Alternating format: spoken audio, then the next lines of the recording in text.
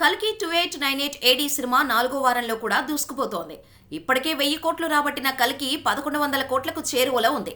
ఇప్పటికే పలు రికార్డులు బద్దలు కొట్టిన కల్కి మరో ల్యాండ్ మార్కును రీచ్ అయ్యేలా ఉంది. ఇటీవల వచ్చిన భారతీయుడు 2కి నెగిటివ్ టాక్ రావడంతో కల్కికి తిరుగు లేకుండా పోయింది. ఈ వారం రిలీజ్ అయిన సినిమాలు కూడా కల్కి కలెక్షన్స్ ని డ్రాప్ చేయలేకపోయాయి. అసలు ఈ 3 వారాల్లో కల్కికి పోటీ ఇచ్చే సినిమా ఒక్కటి కూడా రాలేదు. హిందీలో Akshay Kumar Sarfira movie positive talk తెచ్చుకున్నప్పటికీ ఆడియన్స్ మాత్రం థియేటర్స్కు వెళ్లడం లేదు. అయితే బాలీవుడ్లో ఈ వారం రిలీజ్ అయిన బ్యాడ్ న్యూస్ మాత్రం మంచి టాక్ తెచ్చుకుంది. విక్కీ కౌశల్, తృప్తి డిమిరి జంటగా నటించిన ఈ సినిమాతో కల్కి వసూళ్లు కాస్త తగ్గినా హిందీలో మాత్రం సెన్సేషనల్ మార్కుకు చేరువలో ఉంది.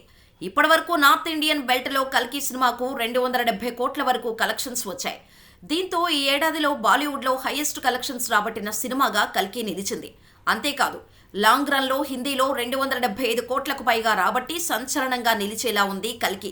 ఇదే జరిగితే అక్కడ RRR రికార్డు బద్దలైనట్టేనని అంటున్నారు.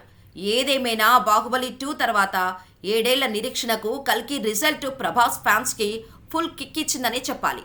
అన్నట్టు నెక్స్ట్ రానున్న సలార్ 2, కల్కి 2, స్పిరిట్ సినిమాలు 1000 కోట్లకు పైగా రాబట్టడం గ్యారంటీ.